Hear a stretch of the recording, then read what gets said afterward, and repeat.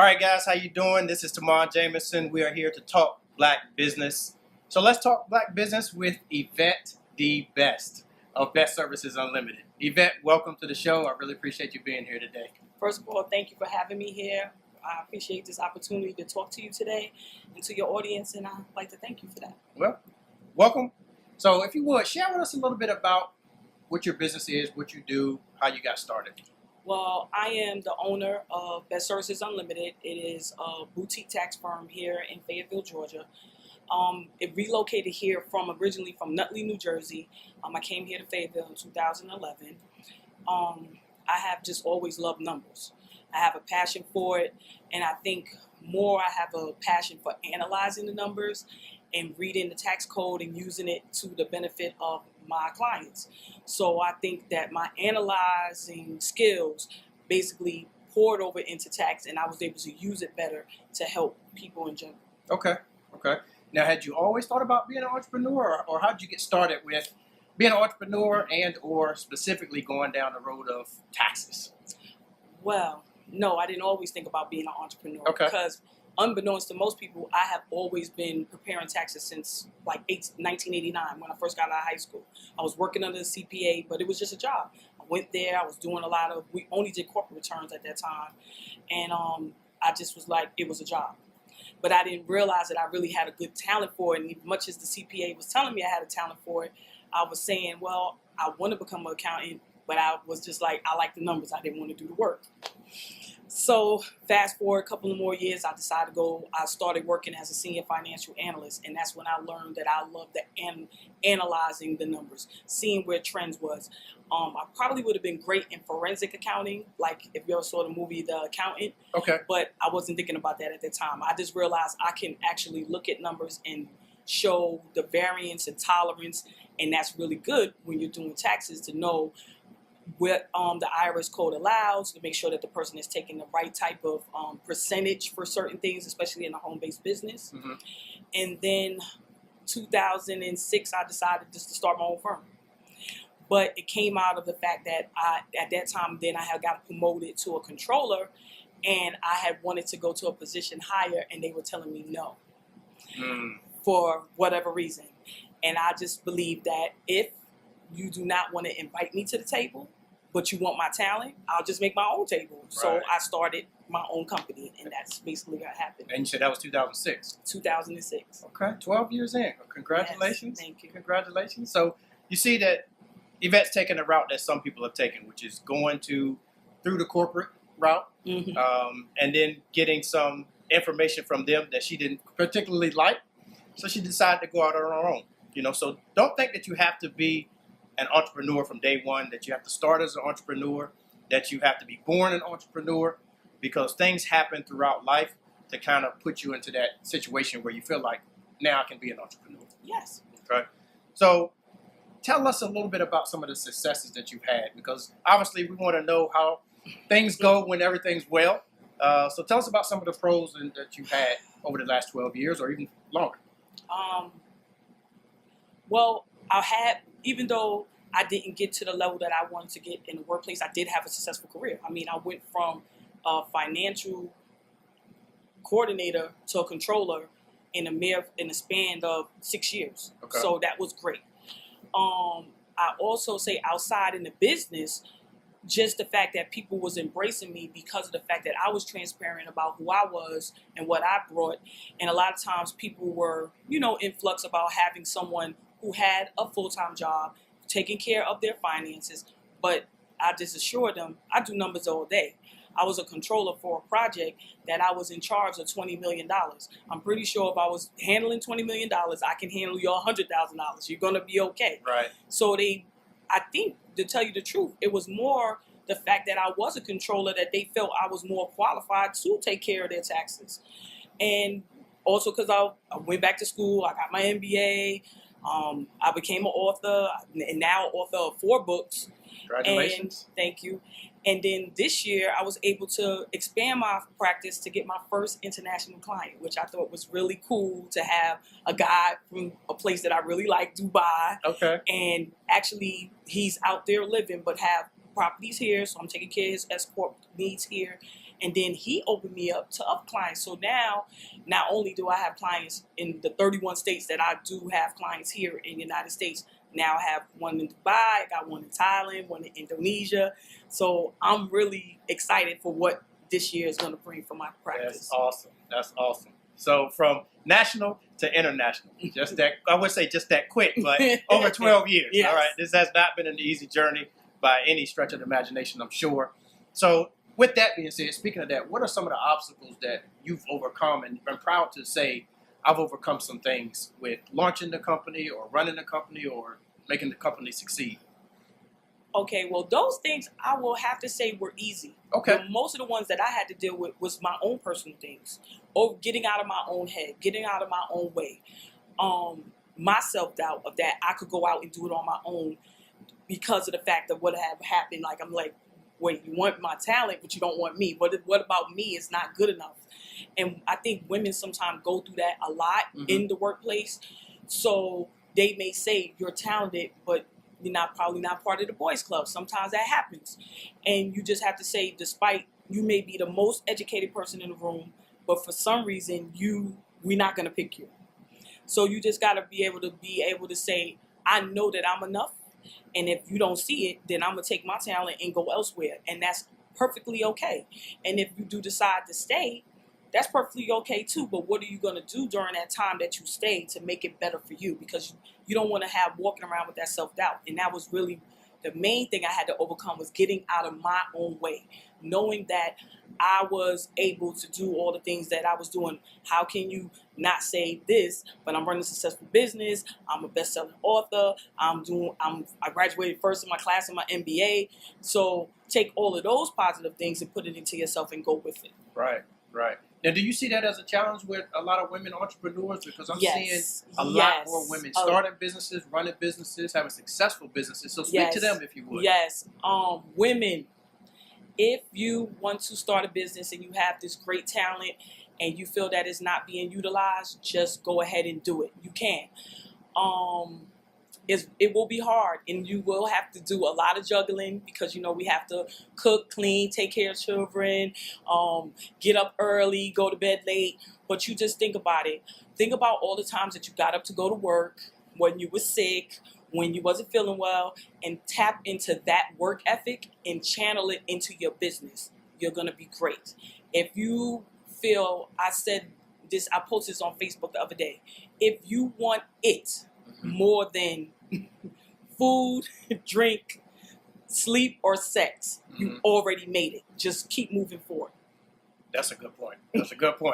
All right. And men, you can take something from that as well.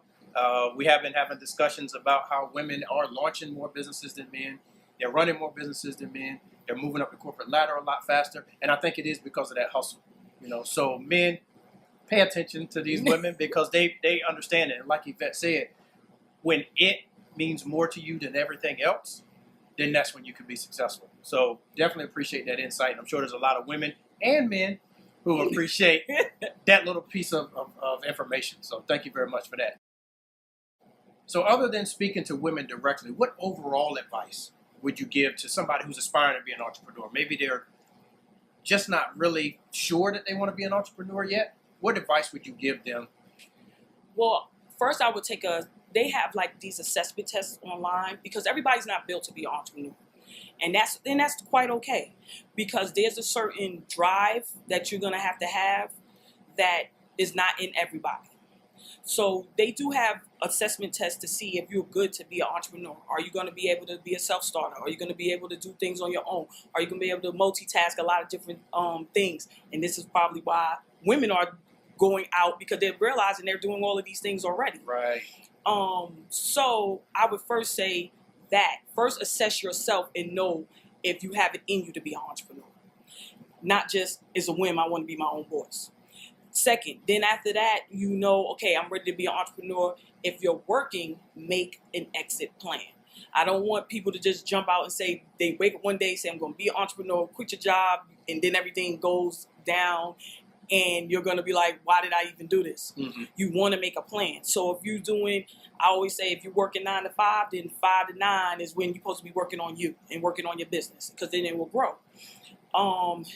And then if you just don't have a job and you just decide that you want to be an entrepreneur, read a lot, study other entrepreneurs that is in the field that you want to be in, so that way you can learn by somebody who has already done it. Why reinvent the wheel or try to go around it when you can actually study someone who has actually been successful in what you want to do? Like I would say, in the tax refund industry, it is $12.6 billion available. There's enough money for every tax preparer, tax accountant, CPA, enroll agent to be a millionaire, and there'll still be money left over. But people want to just fight all the time when they shouldn't have to. So I would just say, an aspiring entrepreneur, do not watch what other people are doing and then get into your mind, why them, not me. Don't worry about that. Just focus on you, go forth, be great, and stay true to you, because that's going to win. And if you need any other great example, just check out Cardi B. She is thoroughly authentic, and she's winning. A lot of good points from Yvette on that. One that jumped out at me, first and foremost, was a quote, actually, that I lived by, especially when I was making the transition from full-time employee to full-time entrepreneur, which was a quote by Jim Rohn. And it says, work harder on yourself than you do at your job. So that reminded me a lot of what you were saying. I would go to work, and I was working, not 9 to 5, but like 9 to 7, 9 to 8. So when I got home, I had to work till 11, 12, 1 in the morning on me. But I realized if I was giving 10 hours to somebody else, why can't I at least give 3 to myself? And on the weekends, that I can put a lot more into me, on my days off, things like that.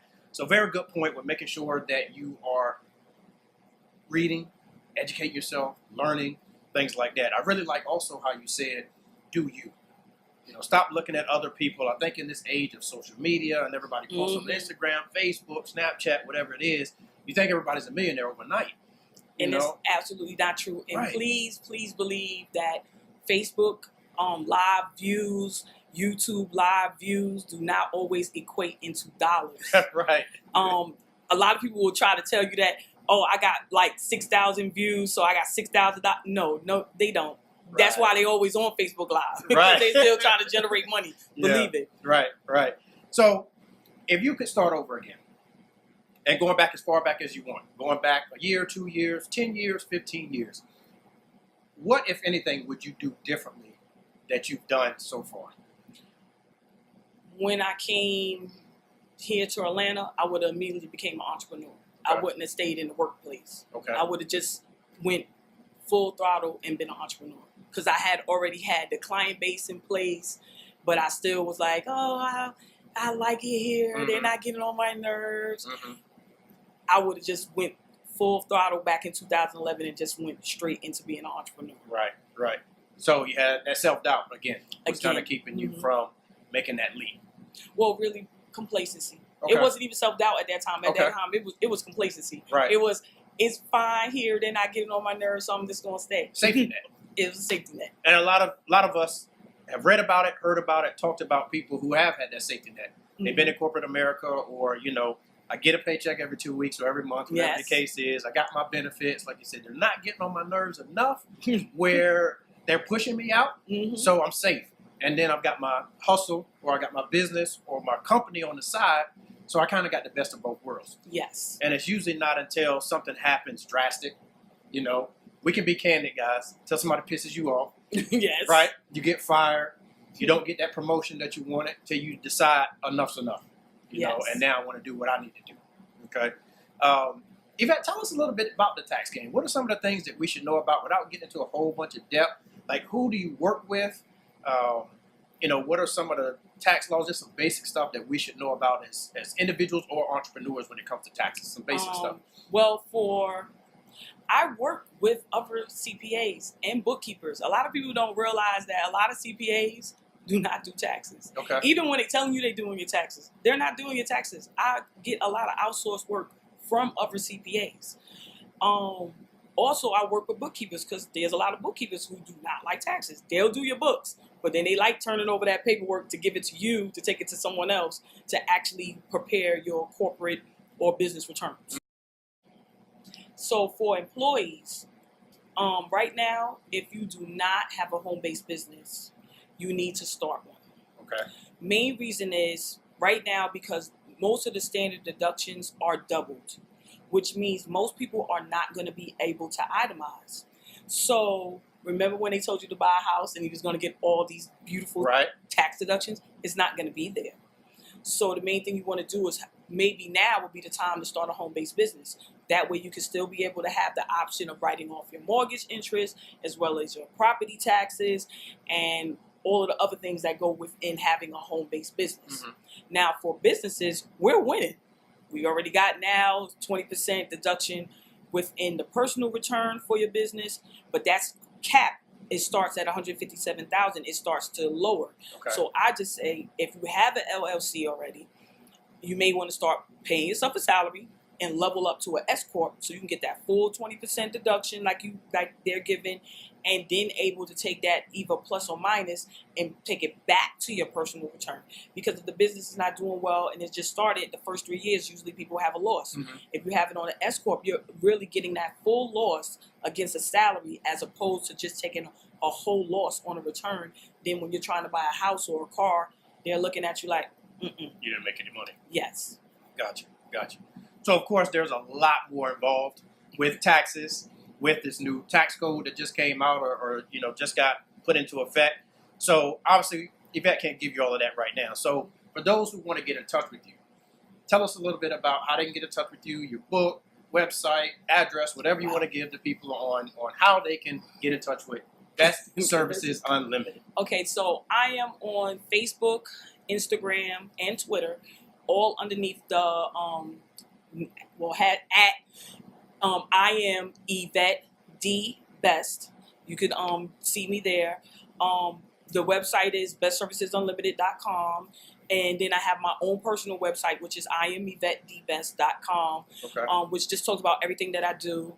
All of my books are listed on Amazon. I have an Amazon author page, which also features my blog. So when I blog things, it automatically posts to my Amazon author page. Yeah. What about coming by the location? Did you want anybody? Let's tell them about your new.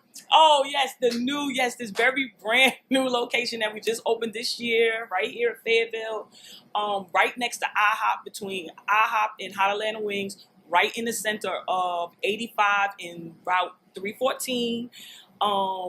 You can't miss it. It's a big tax and notary sign. Probably the only one here in Fayetteville, so you can't miss it. It's 897 Glen Street North. But if I tell you, if you put that into your GPS, you may wind up in front of Park Avenue Thrift, but we're just around the corner. Okay. That's about it. Okay. Well, that's how you can get in touch with Yvette D Best of Best Services Unlimited. Yvette, is there anything else that you want to share with the people? Anything, any mantras or anything that you have that kind of personifies who you are and what you stand for? Just be you. And don't be afraid about being you. And don't change who you are to fit into anyone else's mold. There's a place for everybody. Very good point. Definitely a place for everybody. So I'm here. This is Tamahn Jamison with Yvette D Best of Best Services Unlimited. Yvette, definitely appreciate your time today. Thank you for sharing your story with the audience. We look forward to hearing a little bit more about taxes and things like that. Make sure you get in touch with Yvette because she will set you right. So this is Tamahn Jamison. We are talking Black business today. Remember, always continue to talk Black business.